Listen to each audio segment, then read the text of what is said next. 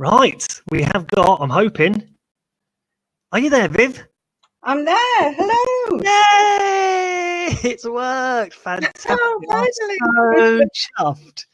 That's brilliant, Viv. I'm so glad you managed to get on. How did you do it in the end? We found some little box that let us change the default browser in the end. Well, you were very flexible in managing to find a way around it, and you're going to talk about flexibility. Is that all right? Yes. I'm just going to share my screen then, shall I? Seen this, yes, please. Yeah. Hello, everybody. I'm Vivienne Porritt, and I'm wanting to ask us how flexible we can be as a result of our learning through this most strange experience people are engaged in. I'm highlighting Women Ed, and we connect existing and aspiring women leaders in global education. I'm hoping there isn't anybody on Twitter who doesn't know that's what we do. That's our mission in Women Ed, and we want to ensure that women who want to choose to be leaders don't fall by the wayside because of the barriers that they do face, and they do face more barriers than men. But one of our campaigns is flexible working practices. And so how flexible can we be? Think about how flexible you've all been over the last few weeks. So my question is, which of the flexible ways you've been working would we want to retain when we all go back to the usual situation? We did a slow chat quite recently in Women Ed, where we asked people these questions. And a key message that came out is that meetings could change drastically. Are face-to-face large-scale meetings needed anymore? Are small departmental or year group meetings needed on a face-to-face basis? And isn't it time to rethink after-school meetings so that more of our colleagues could be accessing a meeting from home? We found flexible ways. So can we use tech for a whole host of communications in future? And some of the examples I've given there would mean that if we could do that and keep people in touch more who are working from home or working different hours, that would alleviate some of the reasons why flexible working requests are denied, or we say that in schools that they're not possible to happen. Recognising everyone's schedules are different seems to have been a key piece of learning as well from just the last few weeks. And that's only just from 2 weeks, isn't it, of remote learning and remote working.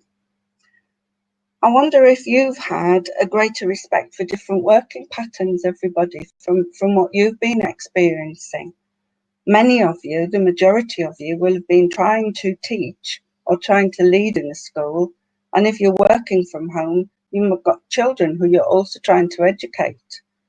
There has to be different working patterns when the needs of the teachers and the leaders change. We really don't want people to have to choose between family life and a career, do we? Do you? How many of you choose that, want to be able to choose to have a better balance? And teaching and leading in the school could be more attractive, more appealing.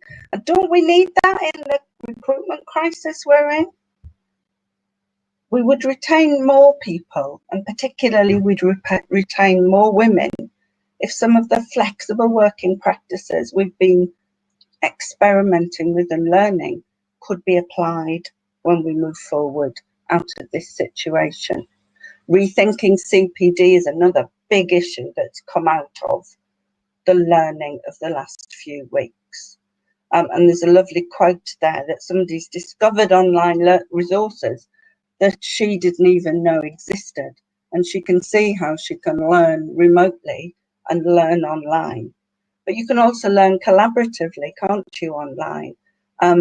All the Zoom meetings, all the Google Hangout meetings, they could be focused on flexible, personalised CPD learning. The 3 hashtags there were the hashtags we used in our slow chat of a fortnight ago to ensure we got as many people as possible letting us know what they were learning about flexible ways of thinking, leading, teaching, and how to apply those to when we move forward.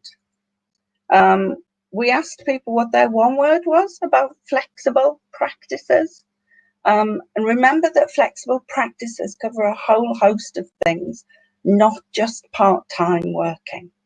And those were the words that they said they wanted a culture in school to be like. And I love the two quotes there. We've shown in the last few weeks that the seemingly impossible is possible. Teachers and leaders have done phenomenal things. Can we actually take that flexibility into moving forward? Can school leaders be as flexible as the person who is working flexibly? And in the rush to return to normal, can we think about what's worth rushing back to and what we can take this extraordinary period of learning? What can we take back into our new practice? Women Ed want everyone to be part of a renewed conversation about a new normal for flexible working. And I've put the email address there of the flexible working case studies that we've been collating with other partners, which show the breadth and depth of the impact of flexible working in other schools. Thanks very much. I'd love it if you'd have a think about this and get in touch via @WomenEd and join the conversation. Thank you. Oh. Thanks again, Vivienne, so much for that. It really is important that we do think about it. And actually, what you're saying there about meetings and things like that, do you know, I think about some of the staff meetings we had in the past, and the actual content of them is just so awful. But I love, and I think it was Kate somewhere said, she mentioned about having, county meetings rather than traveling halfway across the country to a meeting. Why don't we carry on doing what we have been doing using this technology that we're now sort of discovering, which is fantastic. And there was one, somebody who's a lead practitioner who wants to be an assistant head teacher is worried about it because she's heard so many SLT meetings at 8 o'clock in the morning. Yeah. Well, they could be at 8 o'clock in the morning, but they could be using technology so she can join the meeting without having to find extra ways in which her children can be looked after. And that's the same for men. It's men and women. It's just it affects more women at the moment. Yes, it does. Yeah, absolutely right. Yeah, fantastic. Thank you so much, Vivienne. I'm so glad that you did manage to join us in the end. And thank you to you and Colin for keeping it going and waiting for me. I'm really pleased to be joining this, Graham. It's a fabulous day. Thank you very much. Take care, Viv. Enjoy the rest of your day. Thank you. Bye. Bye-bye.